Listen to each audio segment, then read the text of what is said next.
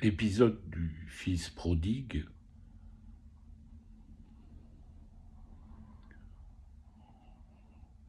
c'est intéressant parce que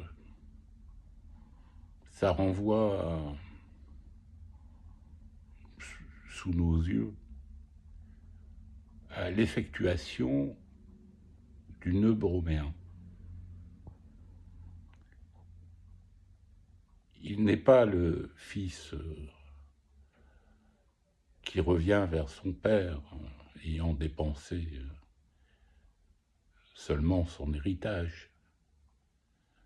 J'ai envie de dire, il n'a plus un copec.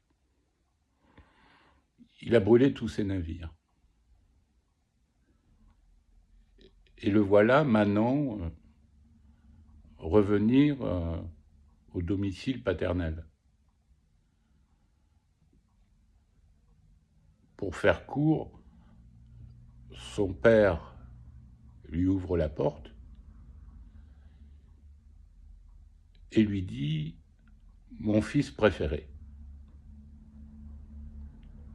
Tandis que son frère œuvre à soutenir son père dans un travail quotidien et qui, lui, n'a jamais été nommé de la sorte, malgré tous ses efforts.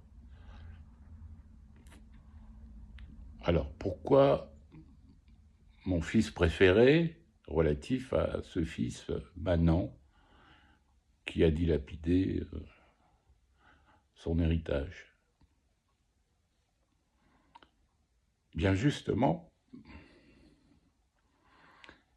il y a là un nouage entre un fils qui, symboliquement, par cette dépense entière faite précédemment, a tué, en quelque sorte, le père imaginaire, tout aussi bien le père réel, et qui pourtant renoue avec lui, mais cette fois-ci à l'adresse d'un père qui est un père symbolique. Et cette nomination en fait aussitôt, immédiatement, un fils qui est un peu comme l'enfant mort. Mais au moment même où le père produit cette nomination, lui-même en tant que père meurt et advient en quelque sorte comme père spirituel. Il y a donc un double mouvement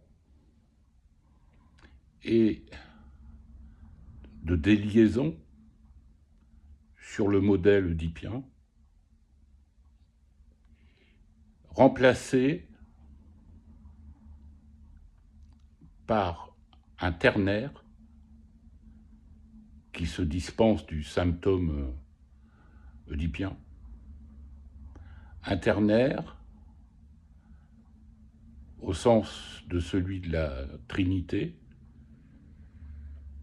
entre le Père, le Fils, et ce qui noue dans une nouvelle alliance, en quelque sorte, à savoir le Saint-Esprit. Père, Fils et Saint-Esprit, noués d'une manière borroméenne.